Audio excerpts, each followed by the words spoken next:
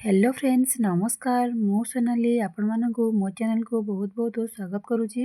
चलतु आज देखा मु आज आपण मन न्यू ईयर स्पेशल आपण मटन करी आनी जोटा कि आपण मानकु निश्चिंत भल लगे आपण मैंने मो चैनल को लाइक कमेंट शेयर सब्सक्राइब करने को बिल्कुल भूलें। पाखे बेल आइकन को निश्चिंत क्लिक करेंगे। क्लिक करने द्वारा आपण मान पाखे सर्वप्रथम मो वीडियोटी पहुँचवा आपण मैंने देखिपारे। चलन देखा चुली रे आउ स्पेशल देसी मटन केमिति होउची आपण माने फास्ट रु लास्ट जाके सीन करेंगे, बिल्कुल स्किप करेंगे तेबे आपण माने बुझी पारिबे केमिति मु को प्रोसेस रे करूची। चलंतु देखिबा डेरी करबानी। देखंतु मु एठी मटन रे किछि लूण हळदी तेल गोळेंगिरी आको हमें किछि समय एमती सिझेई नबा। 15-20 मिनट एमती सिझेई नेले आगुरु मटन टी सिझी गले तरकारी रे आउ बेसी सिझिबाकू पड़ेनी, बहुत जल्दी मध्य हो जिवो। देखंतु एटी मु मटन टी मोर सिझी आसलानी। चलंतु सेति पई मु देखंतु मु आलू गुडू को एमती ए साइज रे एमती काटी नेछि, बड़ बड़ साइज रे काटिछि। मटन झोल पई ए साइज रे एमती बड़ बड़ काटिले ही मटन झोलटी बहुत टेस्टी लागिवो। आगो मु एमती धोई नेकी भल से धोई नेछि। देखंतु मु एठी जेतु 5टा बड़ बड़ साइज रे पियाज एमती काटी नेछि।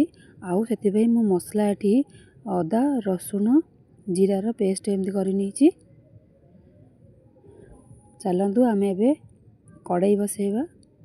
कड़ाई रे सोरिष तेल मु नेछि। सोरिष तेल नेकिरी आमे एतरे एबे आलू को भल से भाजी नबा।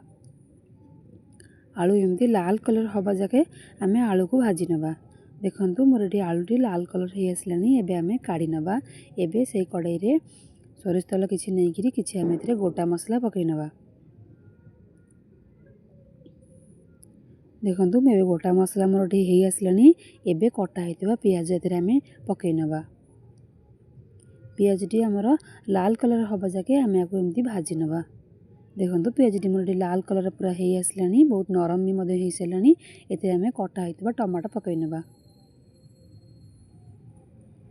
देखंतु मसलाटी मोर हे आसलानी। एबे आमे एतरे अदा रसुण पेस्ट हेतिबा पकै नबा। आको एमती सबु को मिक्स हबा पई आमे 10-15 मिनिट आको एमती भाजी नबा।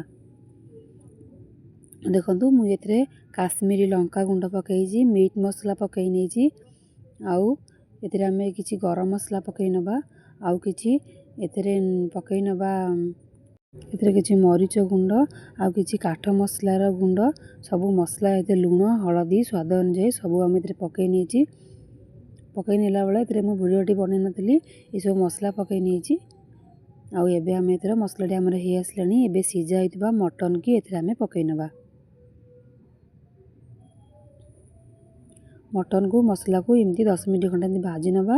आउ एथरे आमे एबे आलू पकै नबा। आलू को मटन को मसला को आमे एमती 10 मिनट एमती भाजी नबा। तापरे एथरे आमे पानी देई दबा। जेते पानी मरी आसलानी एबे आमे एथरे पानी दे दबा। देखंतु जेतु मटन आलू जेते सिझिले सेते भल लागिवो। एथरे आमे आपण जो अनुसार झोल खाइबे से अनुसार आपण ही झोल रखिबे। मटन रो झोलटा ही खाइबा को भल लगे, तेणुक आपण टिके अधिक कर झोल रखले बहुत भल। देखंतु तरकारी केते सुंदर भाव रे फुटुची आउ केते सुंदर भाव रे हे आसलानी। चलंतु आमे एबे को काढी नबा। देखंतु एई भलिया मटन झोल खाइबा को हेले मो चैनल को आपण माने सब्सक्राइब करंतु, पाखरे थिबा बेल आइकन को निश्चिंत क्लिक करंतु। तरकारी हमर हे आसलानी। एबे आमे ओल्हेइ नबा। एतरे आमे गरम मसला पकै नबा।